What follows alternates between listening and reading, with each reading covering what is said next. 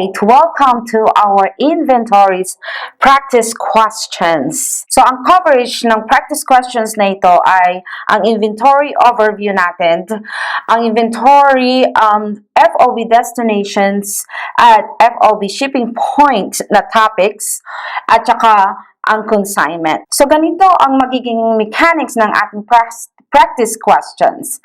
Alright? So, ipa-flash ko yung questions sa yung screen.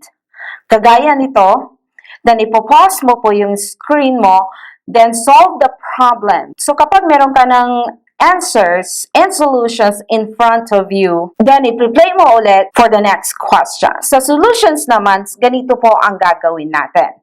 So, ang FOB shipping point, the buyer owns the goods. Since the buyer owns the goods, the buyer should be responsible for them. So, sa solutions, lahat po ng concept ay isusulat ko dito. Then, gagamitin natin yung mga concepts for analysis of each question. Then, dito naman natin isusulat ang solution sa bawat problem. Kung ready ka na, halika, samahan mo ako mag-analyze ng inventories.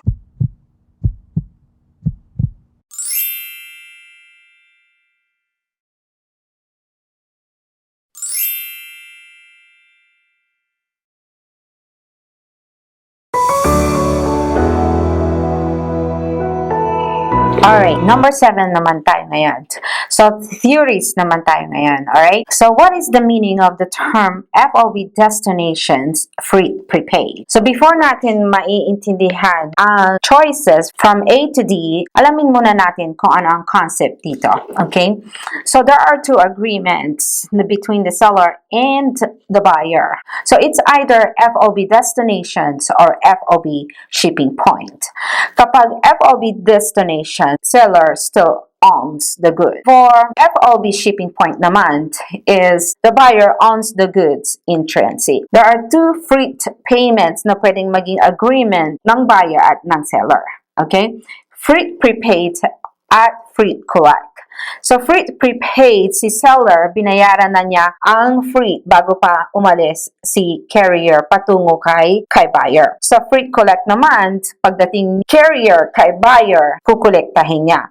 So, sa freight collect, the buyer pays the freight. Now, on FOB destinations, freight prepaid, ang answer po natin dito ay letter C.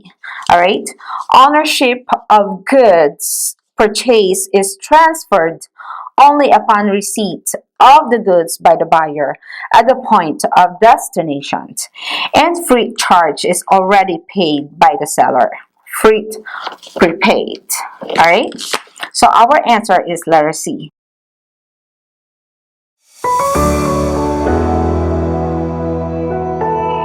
Alright, number 8 tayo. Parehas lang ito sa number 7. Ang questions ng number 8 is, what is the meaning of the term FOB shipping point and freight collect? So, gagamitin pa rin natin itong concept na ito sa pag-analyze sa mga choices. Alright? And our answer is letter B.